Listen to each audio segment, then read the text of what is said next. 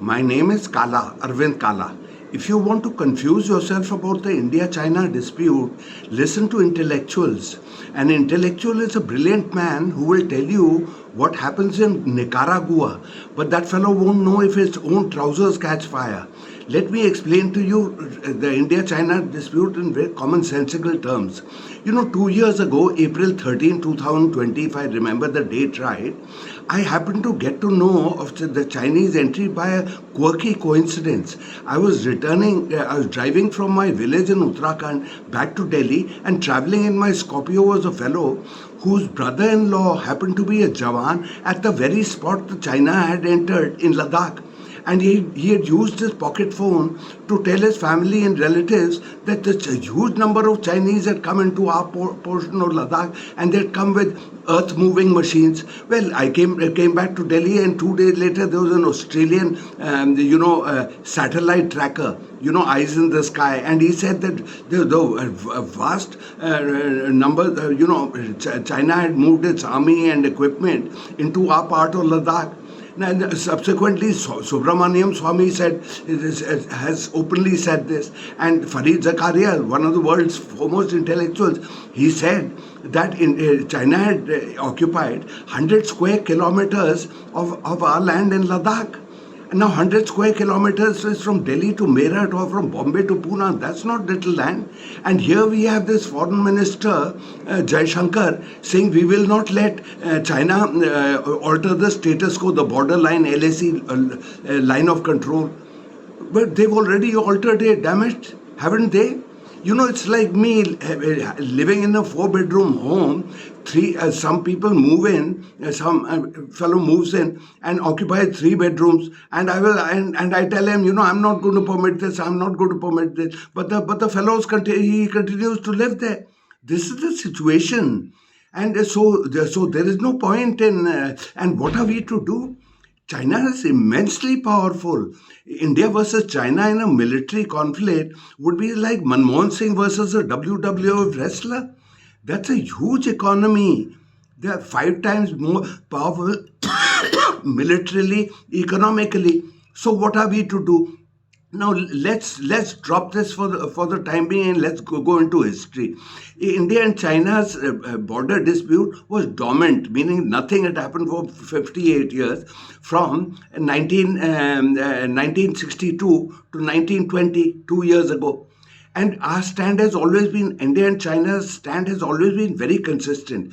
India has accused China of occupying 38,000 square kilometers of our land in western Ladakh. And China says India is in illegal possession of 90,000 square kilometers in Arunachal Pradesh, which China claims as South Tibet. But the dispute had lain dormant. Apart from this, just as an aside, Pakistan has ceded 5,000 square kilometers to China of what we call Pakistan-occupied Kashmir. Well, that's what it is. But the main thing is that India and China's border, which is 3,500 kilometers long, has never been demarcated. To be fair to India, we didn't mark the border, we just inherited it from the British. But even while the British occupied India for 200 years, China never accepted that line, McMahon line, etc., etc.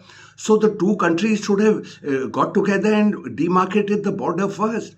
India got its independence in 1947, China got its revolution in 1949. What were they doing? They were doing nothing, which is still okay. For 58 long years, we had peace. Then Mr. Modi committed a monumental foreign policy blunder. He altered the status of Kashmir, which happens to be an international dispute recognized by the UN. And he brought Ladakh, which China has always claimed as its own, and under his direct control as a union territory. Now this is what provoked China into moving into our part of Ladakh 2 years ago. Otherwise, why didn't they do that 58 years ago? So it was Mr. Modi's adventurism which has brought this about. And this is the situation. And what are we to do? And Rajnath Singh, Subramaniam Swamy saying, I tell people, throw the Chinese out. Subramaniam Swamy is very brave. He will fight to the last drop of the other man's blood. It's very easy to say that. How do you combat a far stronger enemy? China is a 17 trillion economy. We are 3 trillion. Their per capita income is 10 times more than ours. Militarily, they are very powerful. They're a world power. And how are we to throw them out? We can't. And Mr. Modi may say, Make in India, Make in India. China's exports to India in the last financial year have risen 35%, and our exports to China have dropped 35%. So we figure nowhere. We export to China $9 billion worth of goods. They export $115, and this comes from our own commerce ministry. They are not my cooked up figures. So what do? Frankly, there is nothing we can do. There's nothing we can do. And they're already there, and they have no intention of leaving. So Mr. Jaishankar can say de-escalation, disengagement, disengagement, de-escalation. But now he says that both exactly the opposite has happened. The escalation of troops has been used from our side and their side. And the disengagement, which means actually withdrawal, both sides withdrawing. Now the engagement means combat situation has begun in Arunachal Pradesh. So what are we to do? Actually, we are in a no-win situation. There's just nothing we can do. I mean, how does a Manmohan Singh fight a WWF wrestler? That is the situation. Well, friends, I think I must get going. I've talked a lot of common sense. Please forward this to everybody you know. And see you later, alligator.